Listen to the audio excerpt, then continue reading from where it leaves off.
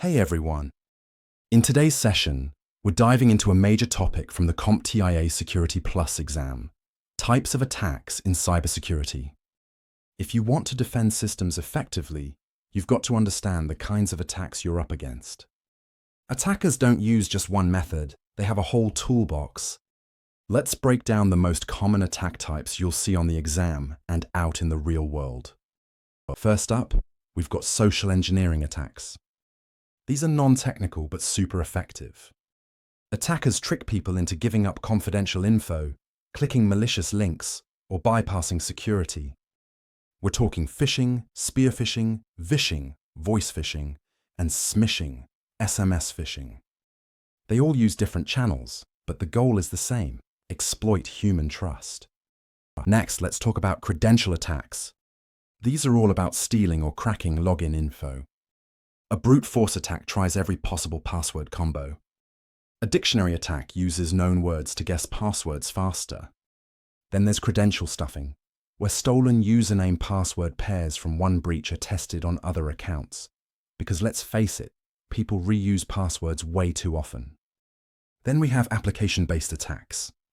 Injection attacks, like SQL injection and command injection, happen when untrusted input is sent to a program, tricking it into executing malicious code. Cross-site scripting, XSS, allows attackers to inject malicious scripts into web pages viewed by others. Cross-site request forgery, CSRF, tricks users into performing actions without knowing, like changing a password or making a payment.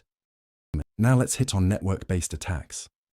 These include denial of service, DOS, and distributed denial of service, DDoS attacks, which flood a system with traffic to make it crash or go offline.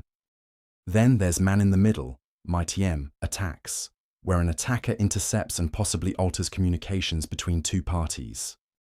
They often target unsecured or poorly secured connections. Privilege escalation attacks happen when an attacker gains access to a system and then boosts their permissions, going from a regular user to an admin, for example. It's like sneaking into a building with a visitor pass and then finding a master key inside. We also need to cover supply chain attacks. These happen when attackers compromise a third-party vendor or software provider to infiltrate the main target. It's like poisoning the ingredients before they reach the restaurant. These attacks are complex and growing more common. Password spraying is another clever tactic.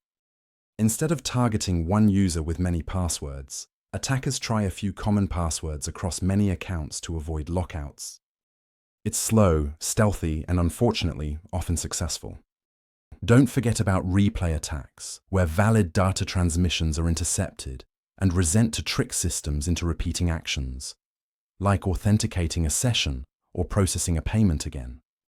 There are also rainbow table attacks, which use pre-computed hash values to crack passwords faster than brute force.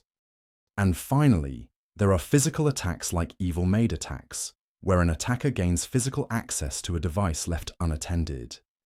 They may install malware, clone drives, or even bypass security features. Cyber attacks are constantly evolving, and so are defenses. But understanding the different types of attacks is the first step in building effective prevention and response strategies. This knowledge isn't just for the exam. It's what real-world cybersecurity is all about.